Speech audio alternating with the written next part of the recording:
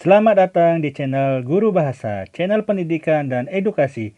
Jangan lupa klik subscribe dan loncengnya ya, agar channel ini dapat berkembang.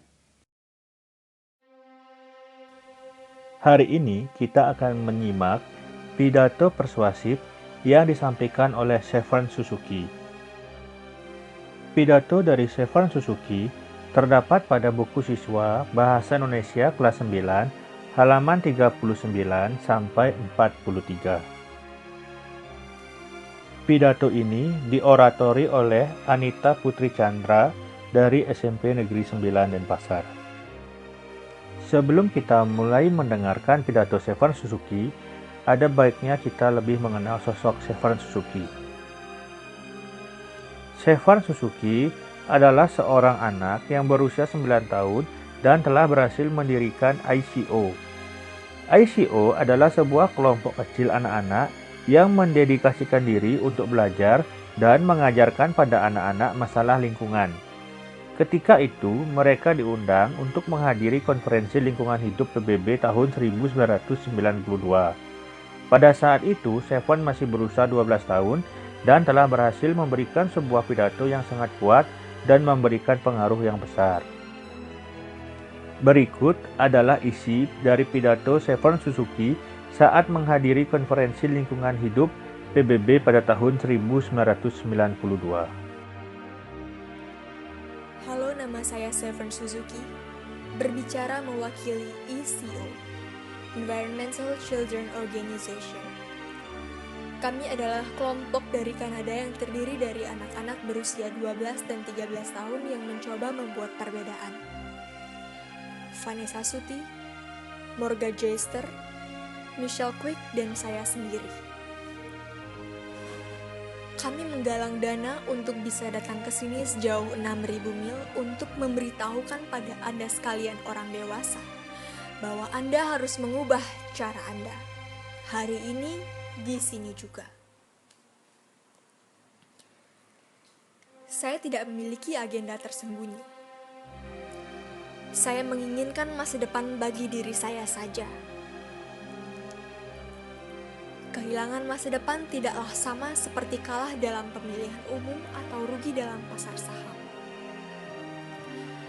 Saya berada di sini untuk berbicara bagi semua generasi yang akan datang.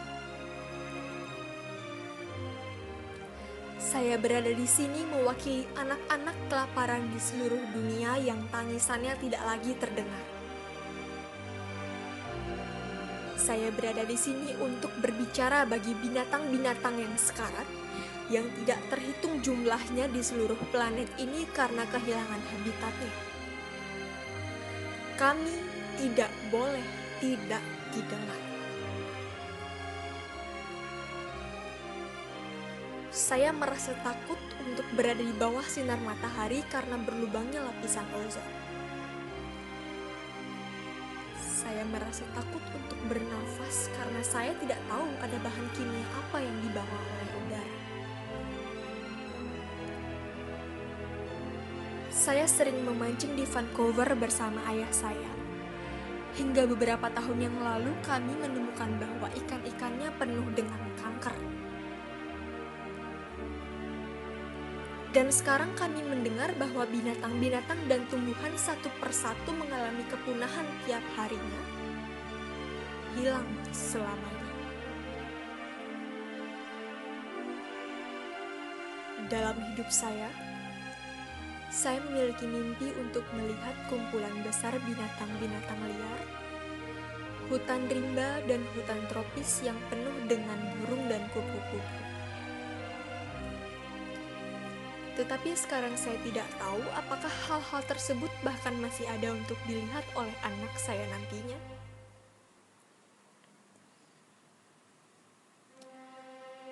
Apakah Anda sekalian harus khawatir terhadap masalah-masalah kecil ini ketika Anda masih berusia sama seperti saya sekarang?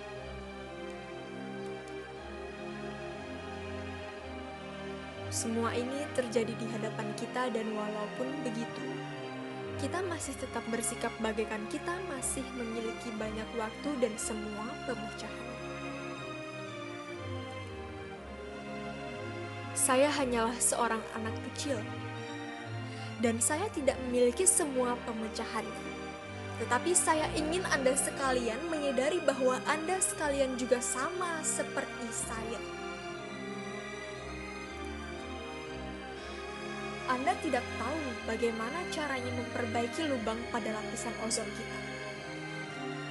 Anda tidak tahu bagaimana caranya mengembalikan ikan-ikan salmon ke sungai asalnya. Anda tidak tahu bagaimana caranya mengembalikan binatang-binatang yang telah punah. Dan Anda tidak dapat mengembalikan hutan-hutan seperti sedia kala di tempatnya yang sekarang hanya berupa padang pasir.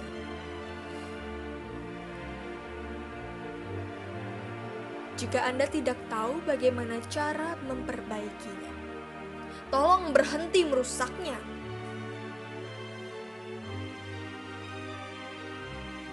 Di sini Anda adalah delegasi negara-negara Anda, pengusaha, anggota perhimpunan, wartawan atau politisi. Tetapi sebenarnya Anda adalah ayah dan ibu, saudara laki-laki dan saudara perempuan, paman dan bibi, dan Anda semua adalah anak dari seseorang. Saya hanyalah seorang anak kecil. Namun saya tahu bahwa kita semua adalah bagian dari sebuah keluarga besar yang beranggotakan lebih dari 5 miliar.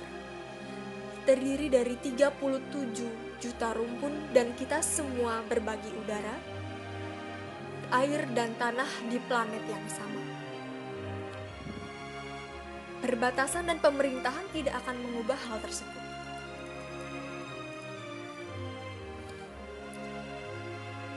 Saya hanyalah seorang anak kecil. Namun begitu, saya tahu bahwa kita semua menghadapi permasalahan yang sama. Dan kita seharusnya bersatu untuk tujuan yang sama. Walaupun marah, namun saya tidak buta. Dan walaupun takut, saya tidak ragu untuk memberitahukan dunia apa yang saya rasakan.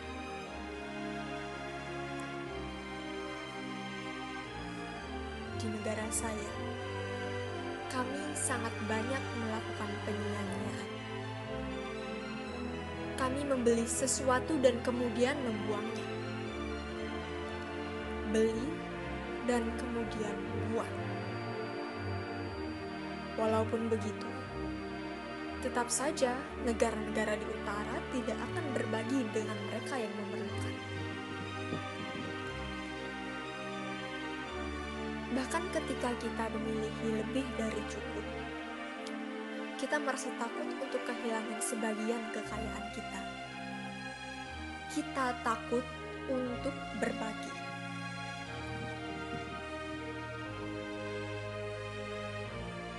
Di Kanada, kami memiliki kehidupan yang nyaman, dengan sandang, pangan, dan papan yang berkecukupan. Kami memiliki jam tangan, sepeda, komputer, dan perlengkapan televisi.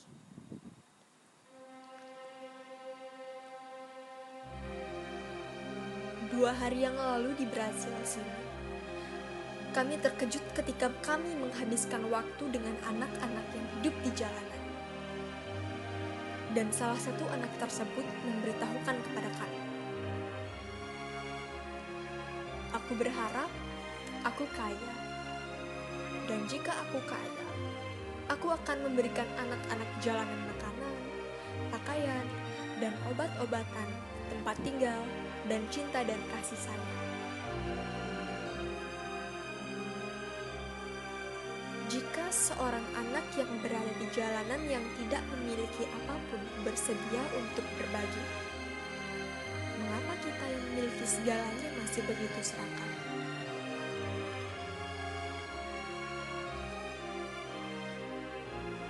Saya tidak dapat berhenti memikirkan bahwa anak-anak tersebut berusia sama dengan saya. Bahwa tempat kelahiran Anda dapat membuat perbedaan yang begitu besar.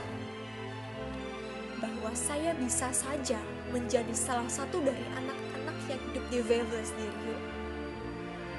Saya bisa saja menjadi anak yang kelaparan di Somalia. Seorang korban perang Timur Tengah atau pengemis di India. Saya hanyalah seorang anak kecil. Namun saya tahu bahwa jika semua uang yang dihabiskan untuk perang dipakai untuk mengurangi tingkat kemiskinan dan menemukan jawaban terhadap permasalahan alam, betapa indah jadinya dunia ini.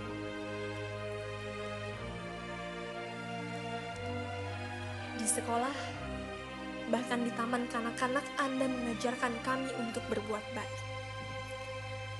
Anda mengajarkan pada kami untuk tidak berkelahi dengan orang lain. Mencari jalan keluar, membereskan kekacauan yang kita timbulkan. Tidak menyakiti makhluk hidup lain, berbagi, dan tidak tamak. Lalu bagaimana Anda kemudian membuat hal yang Anda ajarkan pada kami supaya tidak boleh dilakukan tersebut? Jangan lupakan mengapa Anda menghadiri konferensi ini. Mengapa Anda melakukan hal ini? Kami adalah anak-anak Anda semua.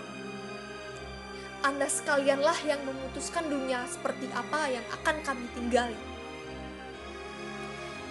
Orang tua seharusnya dapat memberikan kenyamanan pada anak-anak mereka dengan mengatakan, semuanya akan baik-baik saja. Kami melakukan yang terbaik yang dapat kami lakukan. Dan ini bukanlah akhir dari segala. Tetapi saya tidak merasa bahwa Anda dapat mengatakan hal tersebut kepada kami lagi. Apakah kami bahkan ada dalam prioritas Anda semua?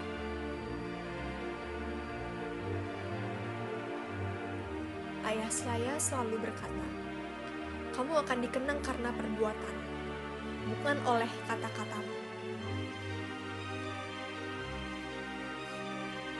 Jadi, apa yang Anda lakukan membuat saya menangis pada malam hari. Kalian orang dewasa berkata bahwa kalian menyayangi kami. Saya menantang Anda. Cobalah untuk mewujudkan kata-kata tersebut. Sekian dan terima kasih atas perhatian. Terima kasih sudah menyaksikan video ini. Jangan lupa like, komen, dan share agar video ini lebih bermanfaat untuk kita semua. Bagi yang belum subscribe, jangan lupa subscribe untuk mendapatkan informasi dalam video-video pembelajaran berikutnya.